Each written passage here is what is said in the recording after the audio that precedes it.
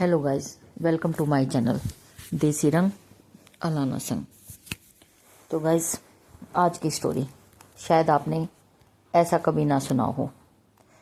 हमारे देश में बहुत से ऐसी जगहें हैं जहाँ के अजीब अजीब से रहस्य हैं, बातें हैं, किस्से हैं, कहानियाँ हैं। उनमें से आज एक और नई कहानी जिसका शीर्षक है खूनी खेड़ा, आधी रात का मुसाफिर। वह अनजान रास्ता। हरियाणा के हिसार जिले की सीमा पर बसा एक छोटा सा गांव भानगाढ़ा, लेकिन स्थानीय लोग इसे खूनी खेड़ा के नाम से जानते हैं। कहा जाता है कि इस गांव की मिट्टी का रंग आज भी हल्का लाल है, क्योंकि सदियों पहले यहाँ कुछ ऐसा हुआ था जिसने इस पूरी जगह को शापित कर दिया। कहानी शुरू होती है 3 दोस्तों आर्यन, समीर और कबीर से। ये तीनों एडवेंचर के शौकीन थे और अक्सर ऐसी जगहों की तलाश में रहते थे जहां आम लोग जाने से कतराते हैं। फरवरी की एक ठंडी और कोहरे वाली रात थी। समीर अपनी पुरानी जीप चला रहा था, जबकि कबीर पीछे बैठा हुआ अपना कैमरा चेक कर रहा था। यार, ये रास्ता कुछ ज्यादा ही सुनसान नहीं लग रहा? कबीर ने खिड़की के बाहर घने कोहरे को देखते हुए कहा। डर लग रहा है क्या समीर? समीर ने हंसते हुए पूछा। हमने ही तो तय किया था कि इस बार हम किसी असली डरावनी जगह पर जाएंगे। आर्यन, जो काफी समय से शांत था, अचानक बोला। गाड़ी रोको। समीर ने अचानक ब्रेक मारा। सामने एक पुराना पत्थर का मील का पत्थर था, जिस पर धुंधले अक्षरों में लिखा था खूनी खेड़ा 5 किलोमीटर। लेकिन अजीब बात यह थी कि उस पत्थर पर खून जैसा कुछ सूख चुका था और उसके पास एक पुराना फटा हुआ लाल दुपट्टा पड़ा था। सन्नाटे की गूंज। गाड़ी जैसे ही गांव की सीमा में दाखिल हुई, तापमान में भारी गिरावट महसूस होने लगी। जीप की हेडलाइट घने कोहरे को चीरने की कोशिश कर रही थी, लेकिन रोशनी जैसे कुछ मीटर बाद ही गायब हो जा रही थी। गांव के प्रवेश द्वार पर एक विशाल बरगद का पेड़ था। उस पेड़ पर अनगिनत लोहे की कीलें ठुकी हुई थीं और हर कील के साथ एक काला धागा बंधा था। हवा चलने पर वे धागे ऐसी आवाज कर रहे थे जैसे कोई धीमी आवाज में सिसकियां ले रहा हो। यहाँ कोई इंसान नहीं रहता? कबीर ने धीमी आवाज में पूछा। तभी उन्हें एक पुराने मिट्टी के घर के बाहर एक बुढ़िया बैठी दिखी। वह पत्थर की चक्की चला रही थी, आधी रात के वक्त, बिना किसी रोशनी के। आर्यन गाड़ी से उतरा और उसके पास गया। माताजी, क्या यहाँ ठहरने की कोई जगह मिलेगी? बुढ़िया ने चक्की को चलाना बंद नहीं किया। उसने सर उठाकर भी नहीं देखा, बस एक भारी और कांपती आवाज में कहा, चक्की चल रही है बेटा। जब तक ये चल रही है तुम सुरक्षित हो। जिस पल ये रुकी, समझो तुम्हारी सांसें भी रुक गई। तीनों दोस्त एक दूसरे का चेहरा देखने लगे। उन्हें लगा कि शायद बुढ़िया मानसिक रूप से ठीक नहीं है। वे आगे बढ़ गए और गांव के बीचों बीच स्थित एक पुरानी हवेली के पास रुके, जो अब लगभग खंडर बन चुकी थी। हवेली का रहस्य। हवेली का दरवाजा भारी लकड़ी का बना था और उस पर अजीबोगरीब आकृतियां बनी हुई थी। जैसे ही कबीर ने दरवाजा छुआ, वह खुद ब खुद चरमराते हुए खुल गया। अंदर की हवा भारी और सड़ी हुई गंध से भरी थी। चलो आज रात यहीं कैंप करेंगे, समीर ने बहादुरी दिखाते हुए कहा। उन्होंने हवेली के बड़े हॉल में अपनी मशालें जलाई। दीवारों पर पुरानी पेंटिंग्स टंगी थीं, जिनमें लोगों के चेहरे नहीं थे, सिर्फ खाली जगह थी। अचानक ऊपर की मंजिल से किसी के चलने की आवाज आई।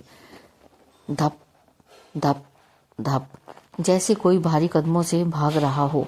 आर्यन ने अपनी टॉर्च ऊपर की ओर घुमाई। कौन है वहां? कोई जवाब नहीं आया। लेकिन तभी हॉल के बीचों बीच रखी एक पुरानी नक्शाशीदार संदूक अपने आप हिलने लगी। कबीर ने कैमरा ऑन किया और संदूक के पास पाया। जैसे ही उसने ढक्कन खोला, उसकी चीख निकल गई।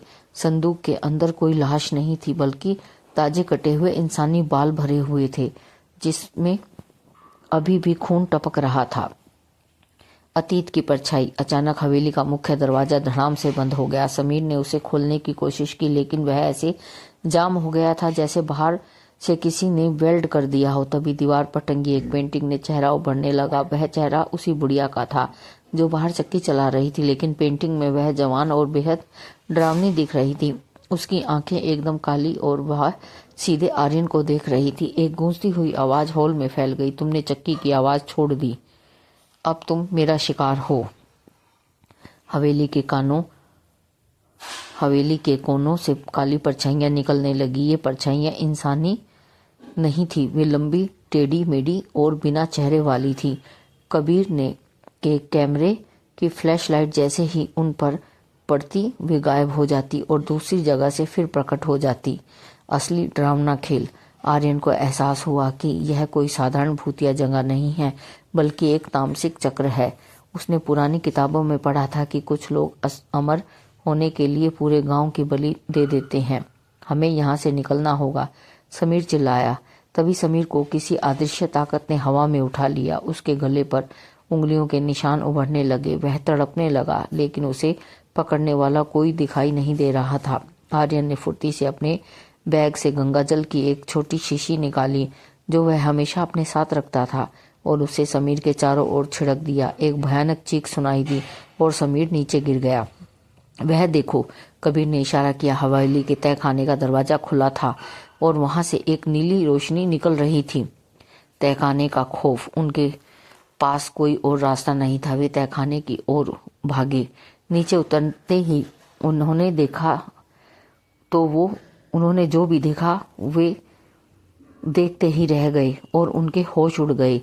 तहखाने में सैकड़ों कीलें ठुकी हुई थी, वैसी ही जैसी बाहर बरगद के पेड़ पर थी। हर कील के नीचे एक नाम लिखा था। कबीर ने गौर से देखा कि उनकी रूह कांप गई। वहां तीन नई कीलें रखी थी और उनके नीचे लिखा था आर्यन, समीर और कबीर।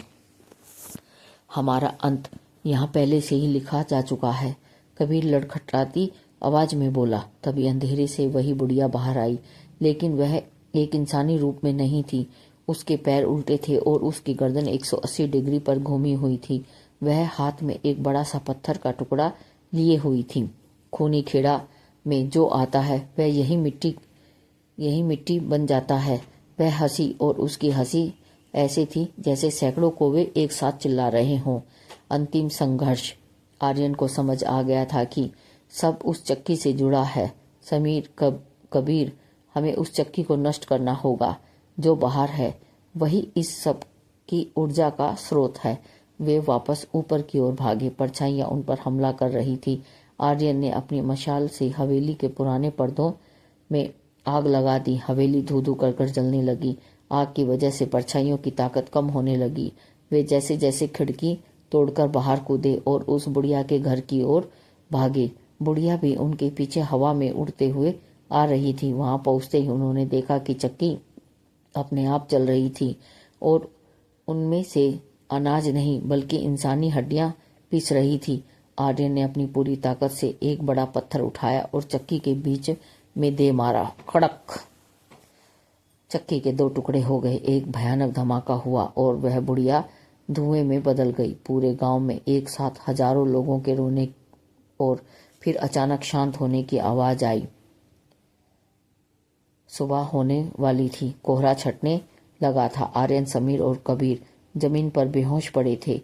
जब उनकी आंख खुली तो वहां ना कोई हवेली थी, ना कोई घर और ना ही वह बरगद का पेड़। वहां सिर्फ एक खाली मैदान था जहां सदियों पुराने खंडरों के निशान थे। जब वे वापस अपनी जीप के पास पहुंचे तो उन्होंने देखा कि जीप के टायर पूरी तरह से गल चुके थे, जैसे वे सालों से वहीं खड़ी थी। लेकिन सबसे डरावनी बात यह थी कि कबीर ने कैमरे में जो रिकॉर्डिंग की थी उसमें वह तीनों अकेले ही बात कर रहे थे और हवेली की जगह वे सिर्फ एक पुरानी कब्र के चारों ओर घूम रहे थे। आर्यन ने अपनी शर्ट की जेब में हाथ डाला तो उसे एक छोटा सा पत्थर का टुकड़ा मिला। वह उसी चक्की का हिस्सा था। उस पर छोटे अक्षरों में लिखा था, मैं फिर चलूंगी। वे तीनों आज भी उस रात को याद करके कांप जाते हैं। खूनी खेड़ा आज भी नक्शे पर नहीं है, लेकिन जो रास्ता भटक जाते हैं उन्हें आज भी चक्की चलने की आवाज़ सुनाई देती है। तो गाइस, आपको मेरी ये कहानी कैसी लगी? अगर आपको मेरी ये कहानी अच्छी लगी तो मेरे चैनल को सब्सक्राइब करें, लाइक एंड शेयर करें। Thank you guys.